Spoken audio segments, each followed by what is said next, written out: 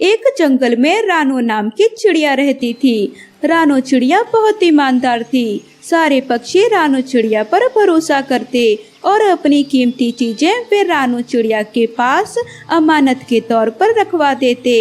एक दिन पूरे चिड़े ने सभी पक्षियों से पूछा, कालू भाई मुझे बताओ कि इस पूरे जंगल में सबसे ज्यादा ईमानदार पक्षी कौन है? अरे भूरे भाई, इस जंगल में सबसे ईमानदार पक्षी रानो चिड़िया के अलावा कोई नहीं है। वो मेहनती और भरोसेमंद है। ये तो आप बिल्कुल सही कह रहे हो कालू भाई। रानो चिड़िया से ईमानदार कोई नहीं है। रानो चिड़िया के बारे में हम सब यही कहेंगे कि इस पूरे जंगल में सबसे ज्यादा ईमानदार पक्षी रानो चिड़िया है। अच्छा तो ठीक है पक्षियों, मैं रानो चिड़िया के पास चला जाता हूँ क्योंकि मुझे कुछ जरूरी काम है। फिर बाद में तुम सबसे मिलता हूँ। ये कहकर पूरा चिड़ा एक बड़ी सी टोकरी में बहुत सारी गाजर लेकर रानो चिड़िया के पास चला जाता है और फिर चिड़िया के पास जाकर वह बोलता है, जंगल के सारे पक्षी तुम्हारी बहुत तारीफ करते हैं और कहते हैं इस पूरे जंगल में सबसे ज्यादा ईमानदार और भरोसेमंद पक्षी तुमसे ज्यादा कोई नहीं है। इसलिए मैं तुम्हारे पास एक काम से आया हूँ। अच्छा पूरे भाई, तो फिर बताइए आप मेरे पास किस काम से आए हो? रानो चिड़िया, मुझे तुम्हारे पास अपनी ये गाजर रखनी है।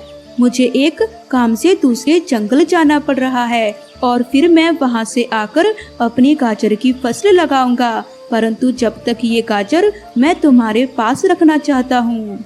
मुझे पूरे जंगल में किसी और पक्षी पर भरोसा नहीं है, परंतु तुम पर है। इसलिए मैं अपनी ये सारी गाजर तुम्हारे पास रखना चाहता हूँ। क्या तुम ये गाजर अपने पास रखोगी? क्यों नहीं भूरे भाई, मैं सब पक्षियों की कीमती चीजें अपने पास रखती हूँ। आपकी गाजर का भी बहुत अच्छे से ख्याल रखूंगी। आप बेफिक्र होकर चले जाइए। वैसे आप कितने दिनों के लिए जा रहे हैं? दूसरे जंगल बस ज्यादा दिनों के लिए नहीं, 4-5 दिनों के लिए जा रहा हूँ। 5 दिनों के बाद मैं वापस अपने जंगल आ जाऊंगा। लेकिन हाँ रानो चिड़िया, अगर तुमने लालच में आकर मेरी सारी गाजर पर अपना कब्जा कर लिया तो मैं तुम्हें चील महाराज के पास लेकर जाऊंगा और तुम्हें कड़ी से कड़ी सजा दिलवाऊंगा। पहली बार आप अपनी कोई कीमती चीज मेरे पास रखवा रहे हैं, इसलिए आपको मुझ पर भरोसा नहीं है, परंतु आप बेफिक्र होकर दूसरे जंगल जाइए। आपकी गाजर का मैं बहुत अच्छे से ख्याल रखूंगी।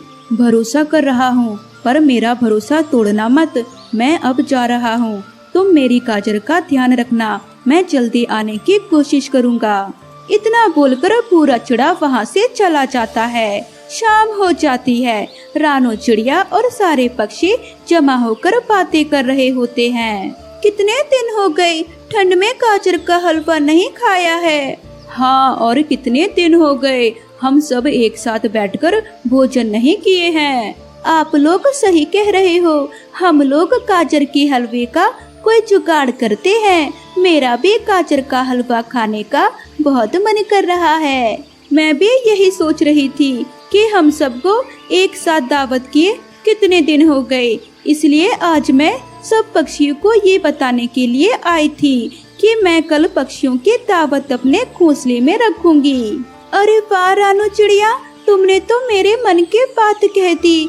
कल तुम्हारी दावत में हम सब पक्षी तुम्हारे बने हुए भोजन को खाकर बहुत मजे उठाएंगे। अच्छा ठीक है दोस्तों, अब मैं चलती हूँ। मुझे कल की दावत के लिए भोजन भी तो जमा करना है ना। ये कहकर रानो चिड़िया वहाँ से चली जाती है। कुछ देर तक रानो चिड़िया भोजन ढूंढती है। उसे एक पोटली भरकर बहुत सारा भोजन मिल जाता है और वह भोजन की पोटली अपने घोंसले में ले आती है। चलो, कल की दावत के लिए भोजन तो मिल गया, अब कोई भी चिंता नहीं है। और ये भूरे भाई की गाजर तो काफी ज्यादा महंगी लग रही है। कितनी बड़ी बड़ी और ताजा गाजर हैं। और फिर अगली सुबह हो जाती है।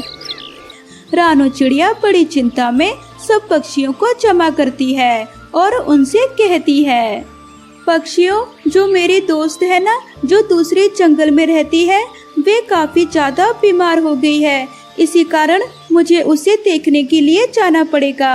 परंतु तुम सब उदास मत हो, दावत खत्म नहीं हुई है। कल मैंने अपने घोंसले में एक पोटली में भोजन रख दिया था, तो वह भोजन आपस में मिल बांट कर खा लेना। और तुम सब मेरा इंतजार मत करना, मुझे आते आते रात भी हो सकती है। परंतु रानो चिड़िया, तुम्हारे बिना दावत में हम सबको बिल्कुल मजा नहीं आएगा। हाँ रानो बहन, हम सबको अच्छा नहीं लगेगा, आप दावत करके चले जाना। परंतु मिट्टू भाई, दावत से ज्यादा मुझे मेरे दोस्त को देखना जरूरी है, इसलिए मैं निकलती हूँ अभी।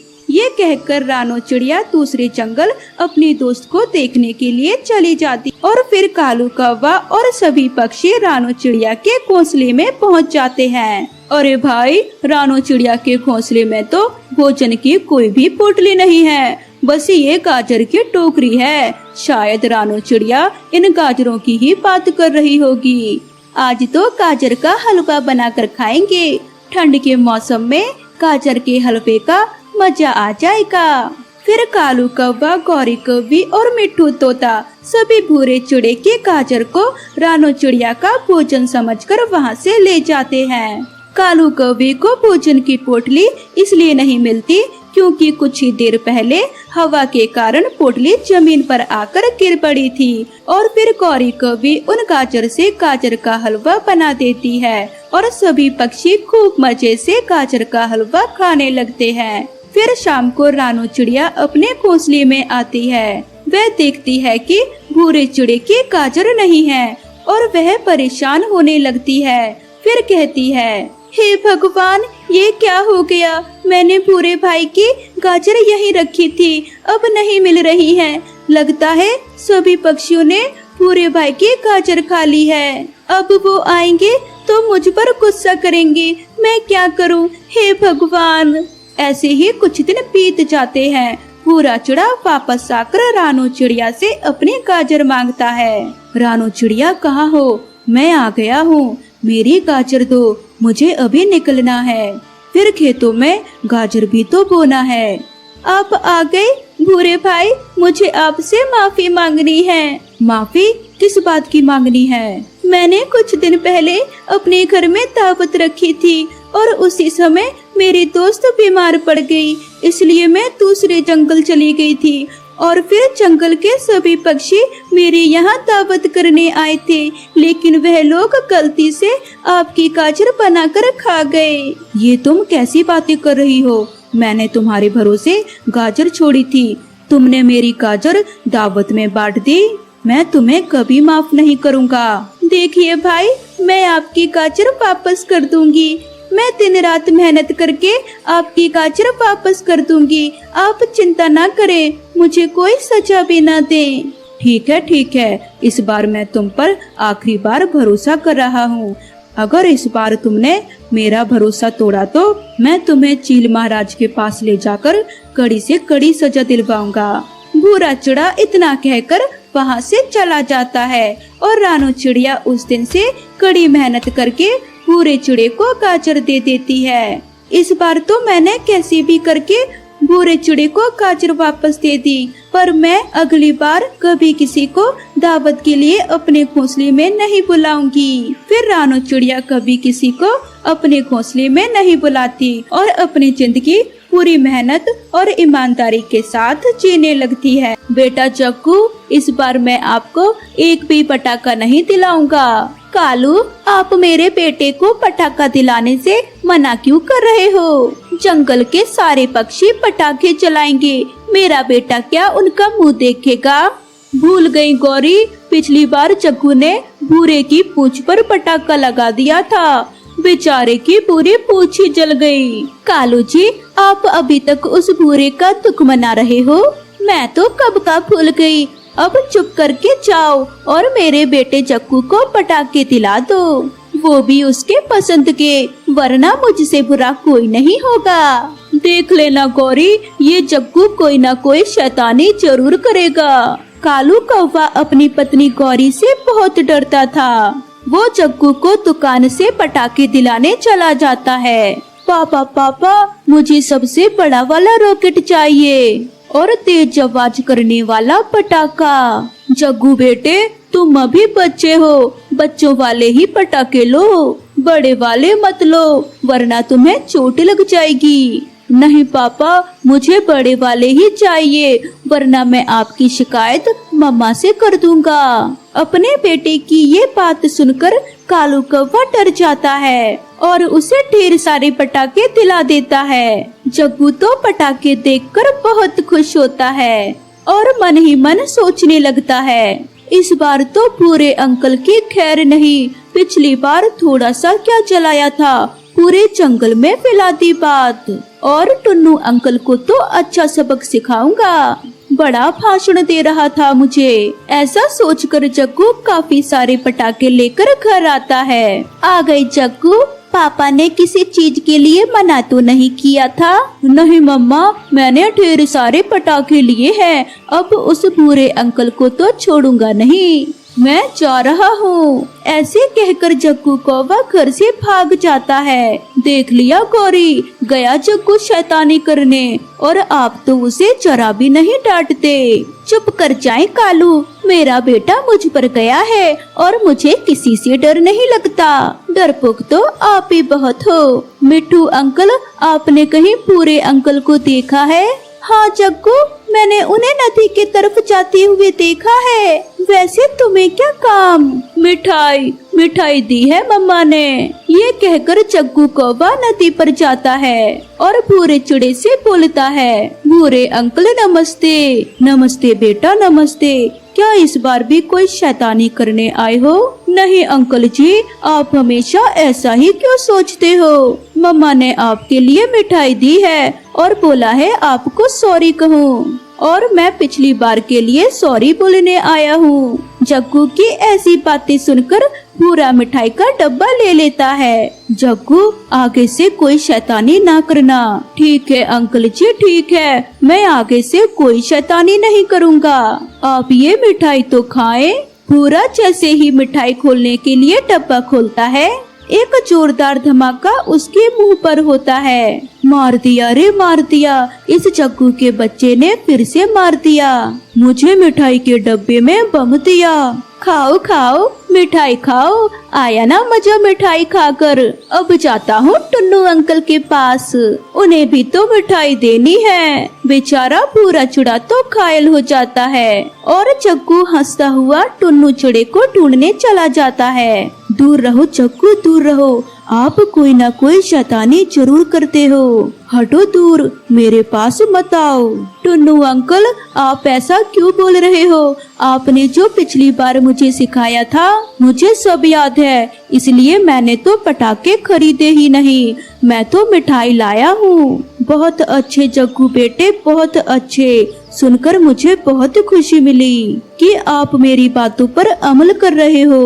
अब मैं चलता हूँ, मुझे कुक्कू के लिए मिठाई लानी है। अंकल जी, आपको मिठाई लाने की कोई जरूरत नहीं, मैं भी तो मिठाई लाया हूँ, आप ये ले जाएं। जग्गू की ऐसी बातें सुनकर टुन्नू चिड़ा मिठाई ले लेता है और जल्दी से अपने घर जाता है। टुन्नू जी, आप इतनी जल्दी मिठाई कहाँ से लेकर आ गए? हमारे जंगल में ही मिठाइयों की दुकान खुली है क्या? नहीं रानू जी, ये मिठाई तो मुझे जग्गू ने दी है।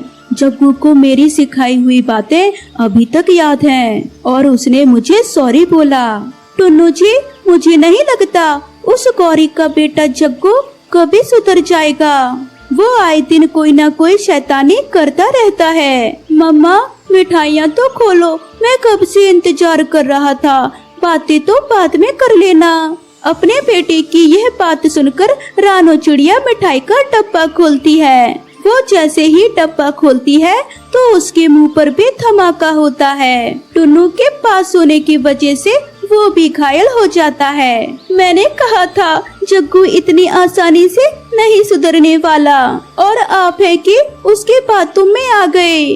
रानू जी, आपकी नाक से खून बह रहा है, जल्दी चलो, पहले हम दवा ले लेते हैं, वरना हमारा सारा खून बह जाएगा। फिर वो दोनों जल्दी से डॉक्टर के पास जाते हैं, जहाँ पर पूरा चिड़ा पहले से अपना इलाज करवा रहा था। अरे टुन्नू रानो, आप दोनों को एक जैसी चोट कैसे आई? फिर रानो चिड़िया पूरे को सारी बात बता देती है। ऐसा ही उसने मेरे साथ किया, लेकिन टुन्नू यार, अब हम क्या करें? गौरी तो अपने बेटे के खिलाफ एक शब्द नहीं सुनती। अगर उसके घर गए तो उल्टा हमसे ही लड़ेगी। नहीं कबूतर भैया, हम ऐसे चुप नहीं बैठेंगे, हमें गौरी के पास जाना ही होगा। आखिर उसके बेटे ने हमारा क्या हाल बना दिया।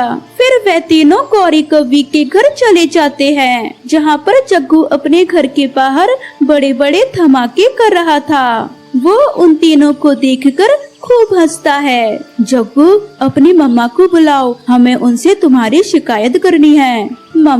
मम्मा तो घर पर नहीं है, वो अपनी सहेली के घर गई है। भूरे भैया, गौरी घर के अंदर है, मुझे गौरी की आवाज आ रही है, आप चलें। फिर वो तीनों घर के अंदर चले जाते हैं। अरे, आप तीनों के मुंह एक साथ कैसे फूट गए? ये हादसा कब हुआ? गौरी, ये शैतानी तुम्हारे बेटे जग्गू ने की है, तुम उसे बिल्कुल भी नहीं डांटती हो। अब बच्चे शैतानी नहीं करेंगे तो क्या हम बड़े पक्षी शैतानी करेंगे? गौरी, यह कोई छोटी शैतानी नहीं थी, इससे हमारी जान भी जा सकती थी। और देखे गौर से, हम तीनों कितनी बुरी तरह से घायल हैं। मरा तो कोई भी नहीं है, तीनों के तीनों जिंदा हो। अब भागो यहाँ से, दिए जलाने का समय हो रहा है। आप तीनों को शर्म नहीं आई जो एक छोटे से बच्चे की शिकायत लेकर घर आ गए, दिवाली जैसे बड़े त्योहार पर। गौरी कव्वी की इतनी कड़वी बातें सुनकर वो तीनों वहाँ से चले जाते हैं। गौरी दिए जलाने के लिए जग्गू को आवाज लगाती है। जग्गू बेटे, ओ जग्गू बेटे, अपने पापा के साथ दिए जलवा दे, सारी रात पटाखे ही फोड़ता रहेगा। मम्मा, मुझे बड़ा मजा आया उन तीनों का एक सा मुँह देखकर। हाँ जग्गू बेटे, तूने तो मुझे खुश कर दिया, तीनों के मुंह हंसने लायक थे, जोकर लग रहे थे जोकर। फिर वह तीनों खुशी खुशी दिए जलाना शुरू करते हैं। जग्गू पटाखों की थैली दियों के पास रखकर भूल जाता है। धीरे धीरे आग पटाखों की थैली में लग जाती है और गौरी कव्वी के पास ही एक साथ कई सारे पटाखे जल जाते हैं। जग्गू, ये तूने क्या किया? तूने तो अपनी मम्मा को ही मार दिया। हा हा हा हा हा। गौरी, तुम्हारी ये हालत देखकर मुझे सुकून मिल गया। कालू, मुझे कितनी चोट आई है और आप मुझ पर हंस रहे हो। और चढ़ाओ जग्गू को सिर पर।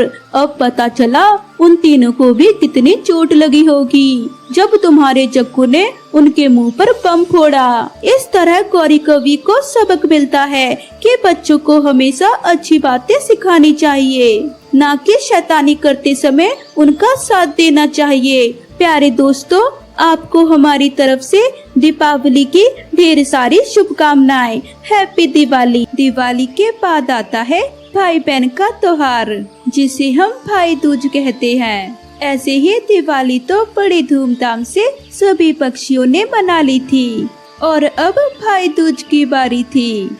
जब मैंने अपने भाई को पहली बार दूज खिलाई थी तब मैं बहुत छोटी थी। तो फिर रानो, तेरे भाई ने तुझे क्या दिया था?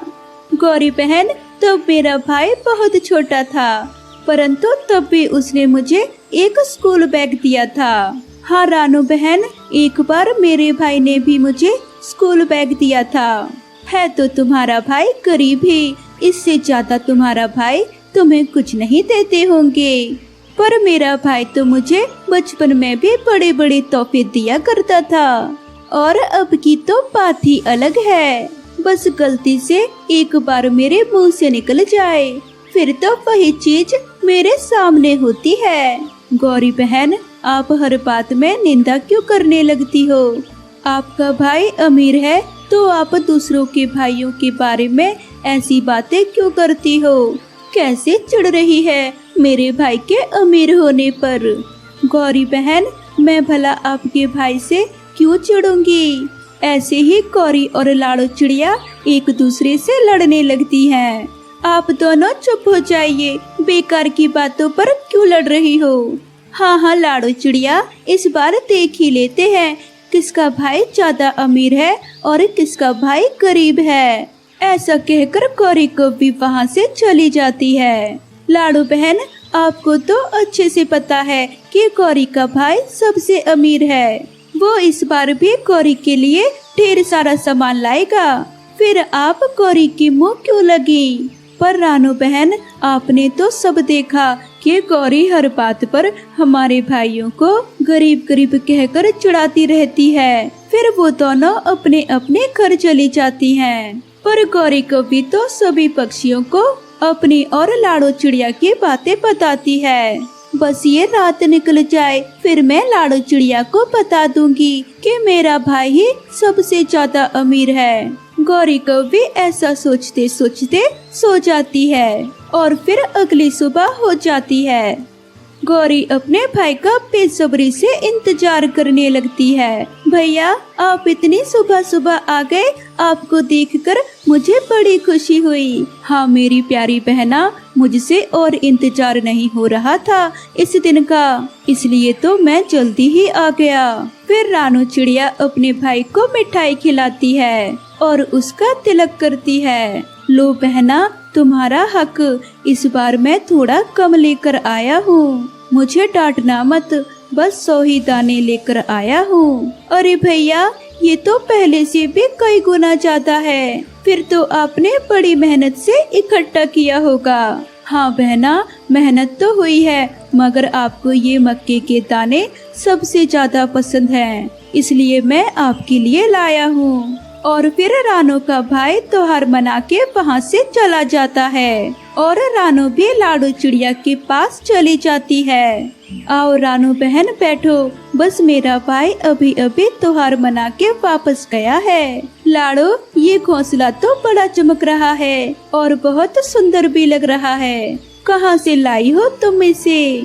अरे ये तो मेरा भाई मुझे देकर गया है, वो घोंसले बनाने का काम जो करता है, अगली बार तेरे लिए भी मंगा दूंगी। वो दोनों ऐसे ही बातें कर रही थी और तभी वहाँ पर गौरी कौवी भी आ जाती है। लाड़ो, आ गया क्या तेरा गरीब भाई, क्या लेके आया है तेरे लिए, जरा मुझको भी तो दिखा। गौरी बहन, मेरा भाई ये सुंदर घोंसला लेकर आया है मेरे लिए, और इसकी ये खास बात है कि ये उसने अपने हाथों से बनाया है। वैसे आपका भाई क्या लाया है? अभी मेरा भाई आया नहीं है, वह मेरे लिए ये छोटी मोटी चीजें लेकर नहीं आता है, इसलिए तो ज्यादा टाइम लग रहा है। ऐसा कहकर गौरी कौवी वहाँ से चली जाती है और अपने भाई का बेसब्री से इंतजार करने लगती है। परंतु शाम हो जाती है, लेकिन गौरी कौवी का भाई नहीं आता है। गौरी का भाई अभी तक नहीं आया, सुबह से शाम हो गई, क्यों ना लाड़ो बहन हम गौरी के घर जाके देखते हैं। हाँ रानो बहन, बेचारी गौरी कब से सुबह से इंतजार कर रही है। ऐसा कहकर रानो और लाड़ो चिड़िया गौरी के घर चली जाती हैं और वे गौरी कौवी को बहुत उदास देखती हैं। गौरी बहन, आप उदास मत हो, आपका भाई आ जाएगा। मेरा भाई अब तक नहीं आया, मैं इसलिए उदास नहीं हूँ, बल्कि मेरी भाभी का फोन आया था, वो बोल रही थी कि मेरे भाई को चोट लगी है और वो घायल हो गया है।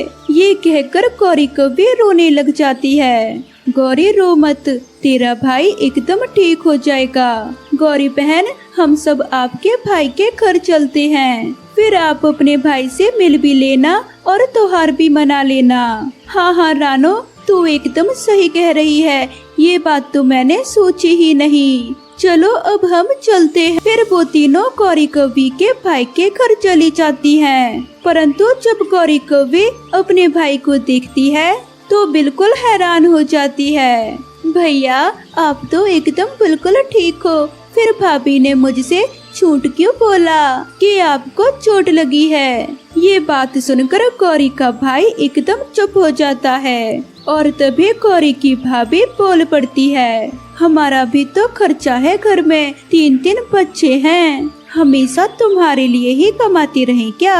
हर साल ढेरों सामान लेकर जाते हैं, इस बार नहीं गए तो क्या हुआ? भाभी, भैया को नहीं भेजना था तो मत भेजती, पर झूठ बोलने की क्या जरूरत थी? यह बात सुनकर मुझसे रहा नहीं गया और मैं अपने भाई को देखने आ गई। गौरी का भाई अपनी पत्नी की ऐसी कड़वी बातें सुनकर बोल पड़ता है, मुझे माफ कर दो बहना, मैं इसकी बातों में आ गया था और इसलिए आपसे झूठ बोलना पड़ा। गौरी बहन, अब आप क्या देख रही हो? आपका भाई आपसे माफी मांग रहा है, तो क्या अब आप अपने भाई को माफ नहीं करोगी? मुझे अपने भाई से कोई शिकायत नहीं है। आओ भैया, हम अपना त्योहार मनाते हैं। फिर गौरी को भी अपने भाई को मिठाई खिलाती है, परंतु इस बार गौरी को भी अपने भाई से कुछ भी नहीं लेती। अरे बहना, ये पैसे रख लो, आप इनसे अपना मनपसंद सामान खरीद लेना। नहीं नहीं भैया, मैं इन पैसों का क्या करूँगी? बस आपका प्यार मेरे लिए ऐसा ही बना रहे, यही मेरे लिए सब कुछ है। अरे गौरी, रख भी लो पैसे, अब इतने नखरे क्यों कर रही हो? नहीं नहीं भाभी, ये पैसे आप ही रख लो। इन पैसों की वजह से ही आपने मेरे भैया को मेरे पास नहीं भेजा। गौरी कवि की ऐसी बातें सुनकर उसकी भाभी उससे बहुत शर्मिंदा होती है और फिर वो तीनों वहाँ से चली आती हैं। लाडू बहन, अब मुझे समझ में आ गया है कि भाई अमीर हो या गरीब, बस रिश्तों में ज्यादा प्यार होना चाहिए।